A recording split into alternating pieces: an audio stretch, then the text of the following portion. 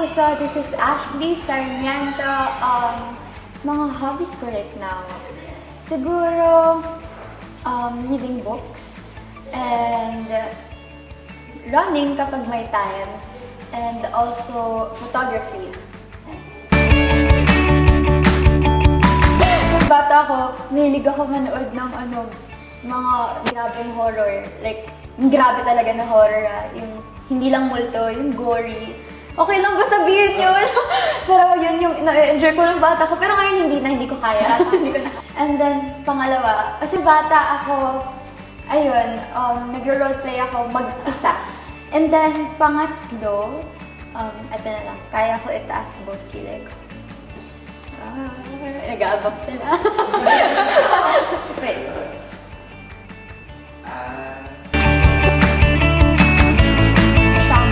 Mom ko and tita ko, sinali muna nila ako sa modeling agency, sa modeling, and then may modeling agency na nagsascout around the area, and then, yun, kinuha ko.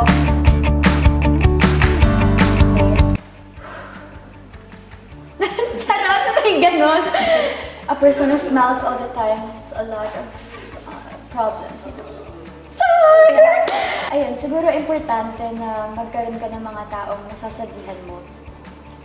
And ngayon naman, I think, isa rin sa pag-handle ko ngayon ng problem is nagpe-pray ako kay Lord, naghihingi ako ng tulong, sinasabi ko kanya mga problema ko, nag-ask ako for guidance. And ngayon kasi yung mga problema, hindi ko na siya masyadong binibigil kasi alam kong mawawala rin naman, lilipas rin yung problem. Yes, I'm a working student. I'm a working student since bata. Since bata po ako, nag-aaral na ako until now. Anong year na ito? Grade 12, graduating from the senior high school. Mag-college. Dati, sinasabi ko, gusto ko maging chef. Hindi ko alam, ang niluluto ko lang naman ng scrambled eggs. Pero gusto ko maging chef ng bata ko. Pero nahuli nila ako sa salamin na umaarte. May hawak akong martilyo, tapos ma-acting-acting ako doon. Ewan ko bakit may martilyo. Pero meron akong martilyo, tapos ma-acting ako sa harap ng salamin.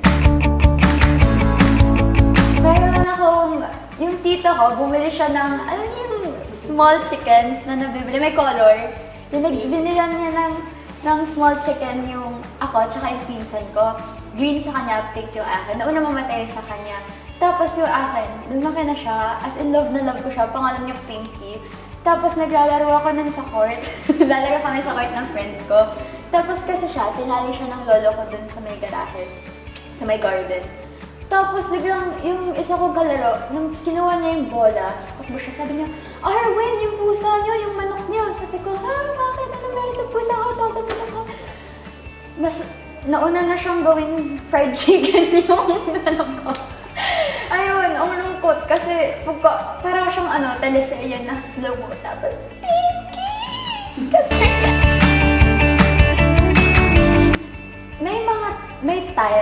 merong mga times na siguro po kapag Bengal, no shows, no tapings, may time na nakakapraning na ang dami ko na auditionan, baka hindi ako good enough. Pero kasi meron pa rin akong faith sa sarili ko, sa capabilities ko, na parang nandito na ako, so go lang ng go.